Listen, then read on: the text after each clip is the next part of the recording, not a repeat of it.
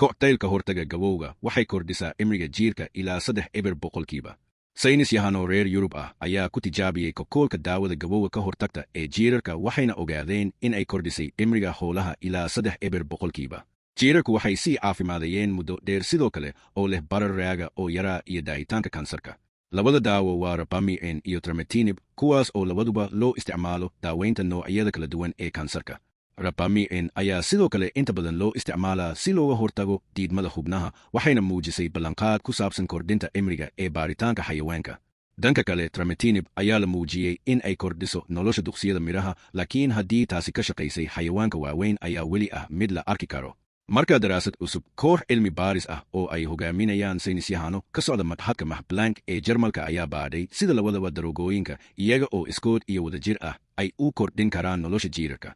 Run ahaantii sumcadeeda rabamiin oo keliya ayaa la ogaaday inay kordhisay cimriga jiirarka 7 ilaa 8 boqolkiiba. Trametinib sidoo kale ma ahayn mid aad u hun taasoo kor u qaadaysa cimriga 7 ilaa 6 boqolkiiba.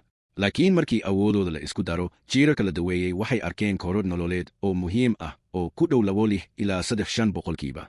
Waqtiga dheeriga ee lagu daray cimriga xayawaanku kamay ahayn oo keliya daciifnimo iyo jiro inkastoo daaweynta isku dhafka waxay dib u dhigtay koritaanka burooyinka beerka iyo beeryarada ee jiirarka waxayna hoos u dhigtay bararka dada ee maskaxda kelyaha beeryarada iyo muruqa.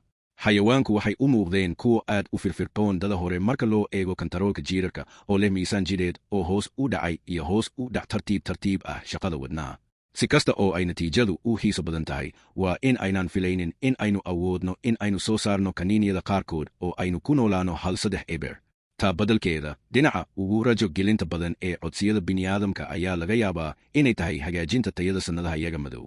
Inkasta oo aynaan filaynin kordhinta la midka ee cimriga bini'aadamka sida aan ka helnay jiirarka waxaan rajaynaynaa in daawooyinka aan baarayno ay ka caawin karaan dadka inay caafimaad qabaan oo ay cudur la'aan noqdaan waqti dheer noloshooda ayay tiri geneticist Linda Bartridge oo qoraaga sare ee daraasada.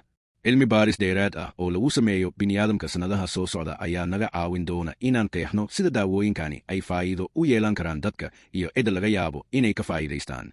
Si loo tijaabiyo daawooyinka cilmi baarayaashu waxay quudiyeen 100 jiir qiyaasood oo joogto oo rabamiin trametinib ama labadaba laga bilaabo dada 6 bilood waxayna qiyaaseen badbaadadooda inta ka dhimaan noloshooda. Iyadoo faa'iidooyinka laga arkay mid ka mid daroogada oo keliya natiijooyinka ugu fiican waxay ka yimaadeen daaweynta la isku daray. Cimrada dhexdhexaadka waxaa kordhay 9 boqolkiiba jiirarka dhediga iyo 4 boqolkiiba ragga halka cimriga ugu badan uu kordhay 4 boqolkiiba dumarka iyo 1 boqolkiiba ragga. Kooxdu waxay sheegtay in faa'iidooyinka iskudarka dawada aysan u muuqan inay hoos ugu dhacayso qiyaas sare.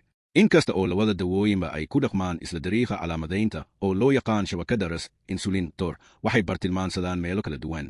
Markii cilmi baarayaashu ay falanqeeyeen muujinta hidawadaha waxay ogaadeen in isbedelada qaarkood ay dhacaan kaliya marka labada dawo la bixiyo. Muhiimad ahaan wax saamayn oo dheeri lagama arkin isku darka daawooyinka oo ka baxsan kuwa hore loogu yaqaanay mid kasta oo kaligiis Tijaabooyin bini'aadminimo ee isku darka daroogooyinka waxay u bilaaban karaan si dhaqso Labada dawo ayaa horeyba loogu ogolaaday in loo isticmaalo bini'aadamka gudaha Mareykanka iyo midowga Yurub iyadoo faa'iidooyinka gabowga ka hortagga lagu sheegay daraasado hore. Rabamiin tusaale ahaan waxay u muuqatay inay kordhinayso bacriminta haweenka perimenopause ilaa 5 sano hal daraasad oo dhow.